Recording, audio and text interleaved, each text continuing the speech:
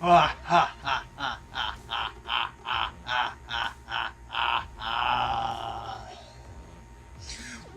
back to the Phosphoros show. I am your most boastful host, Phosphoros. Sorry, I had to do that. We are back for the second episode, and this time we are going to talk about the culture war. Now, this is this is something you often hear people like Sebastian Gorka. I am Gorka. The rodents are engaging in the permanent revolution. She'll fight for the Hungarian throne. I don't know what the fuck I'm talking about. I'm just fucking goofing off. There's this idea that the battle for the future is not necessarily being fought all the time with guns and on the street. It's being fought through the culture, in the discourse, in waves of propaganda, and the hearts and minds of people everywhere, which is why this enormous uptick of reactionary and right-wing content and propaganda on YouTube, which is often supported or not disencouraged by the algorithm, has come under a lot of fire recently, because there's this idea of stochastic violence. It's very similar to the marketing principle. They're not going out and stabbing somebody, but you're making it through the discourse. You're encouraging ideas that are increasing the odds that those acts of violence will happen, and it can't be ignored. This step in the path, especially when we're talking about like far right-wing violence. But I think it has more universal applications as well, in terms of the way that we think about things and the way our politics goes and how we operate on decision levels. Now, there's been a lot of like competing there's been a lot of competing ideas and competing ideologies, whether you're talking about the representation of disenfranchised people in the media, or we're talking about like the discourse around immigration or drug reform, or even just the 2020 election and everything that's surrounding it. There is a constant barrage of information that we're plugged into all the time, coming from every sort of direction, that is telling us to do one thing, think a certain way, or even if not explicitly, is implicitly pushing a certain idea. It's propagating a certain image for the way the world is, or the way that it could be. It's a certain idea of reality that is never explicitly declared, but underlies and colors everything that goes into that. And this is as true, if not more true, for mainstream commercial media as it is for independent media and YouTube or any sort of social media, especially because you talk about these like television, cable news. They're all owned by the same few companies, that all of the owners are members of the capitalist class, which we were talking about, like politically, ideologically, their class interests are opposed to the great majority of the people. So they have a certain interest in pushing a certain image of things, and will continue to do so with all of their channels. This isn't a slight against any of the individual people who are working there, and many of them do great work, and many good stories have been uncovered by these media outlets. But the framework of capitalism that they are positioned in makes it so there are certain things that they can say and certain things that they can't say in a certain way that it is going to be framed based on their position and the intrinsic incentives of that organization.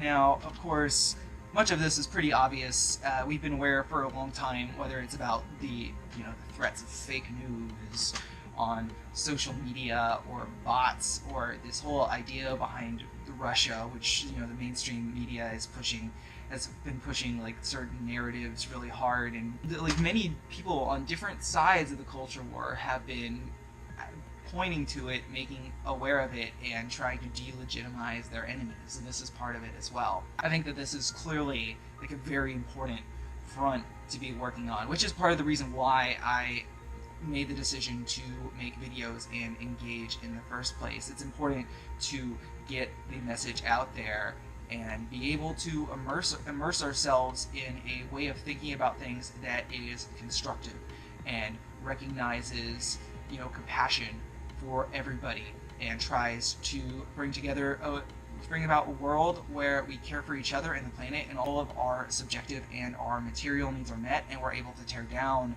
these power structures that get in the way of that. So I think that any kind of work like this that people do is very important, and that we should encourage more of it. But what I really want to get to, what I don't think as many people are talking about, is kind of an occult lens by which to view this conflict.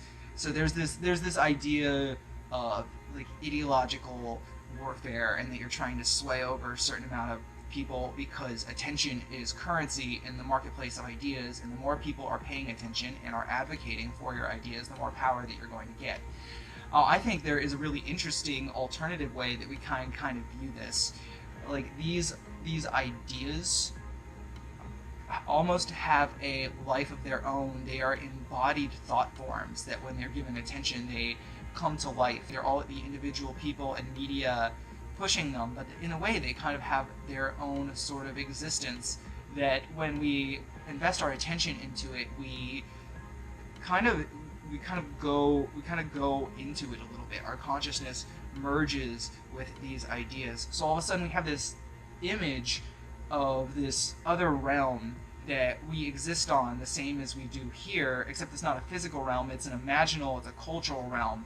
It is a place where our thought forms and our ideas and greater spirits, gods, fictional characters, they all come to life.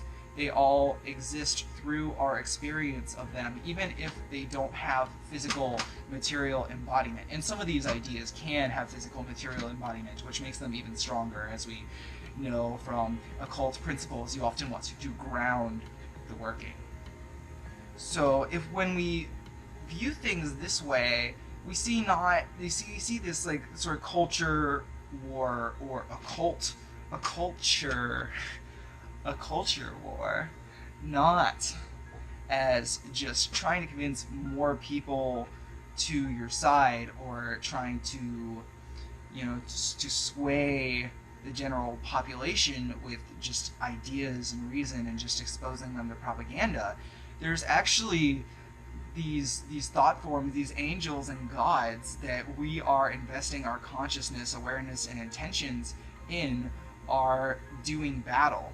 It's almost as if we are writing the story, our story, as we're going along, and we're all part of it. And even if it's not something that you can see in front of you or that you can hold in your hand, you're aware of it, and you know it's there, at least on some level, because our thought forms, our ideas, our attention, and where we invest our energy, that has power.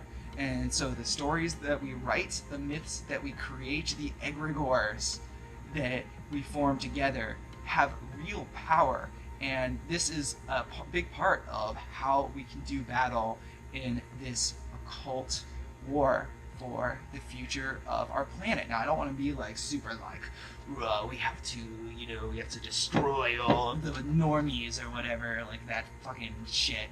One of the really freeing things about this assertion is that, we as humans are not the good guys, and we're not the bad guys. We're almost isn't like hosts for these egregores, for these thought forms to take root in.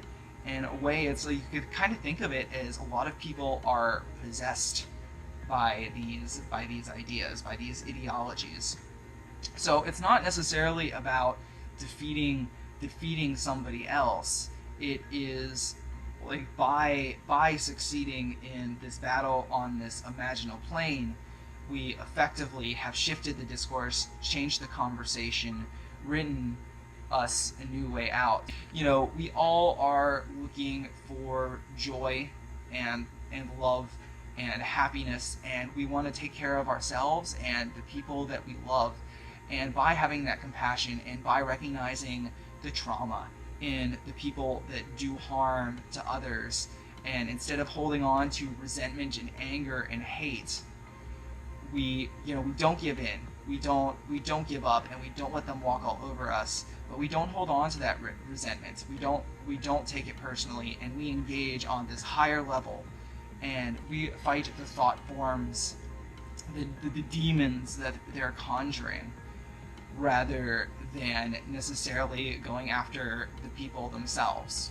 Now, of course, there's something to be said for directly challenging people, and I think that people can play like key roles in doing these things. So indeed, like, you know, calling out individuals on their shit and trying to stop people from doing fashy stuff is really important.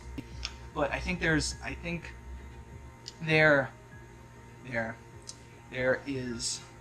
an opportunity for us to engage with this battle on a level in which we can operate really effectively and subject ourselves less to danger.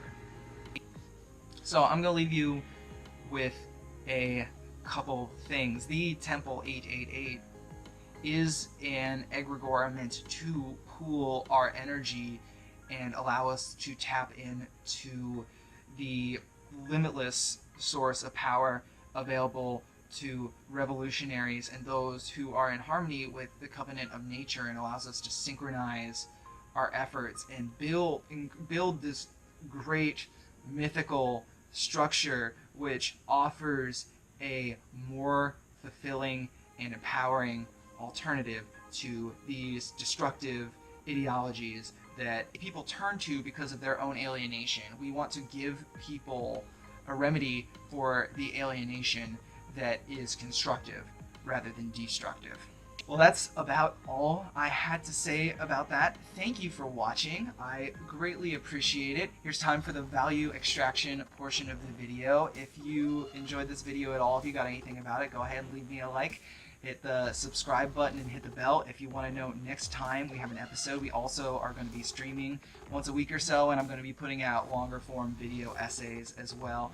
If you love what we do here and want to support us on Patreon, I've included a link to that as well. This is really just meant as a jumping off point, so please feel free to continue the discussion in the comments. I will delete any abuse, of course.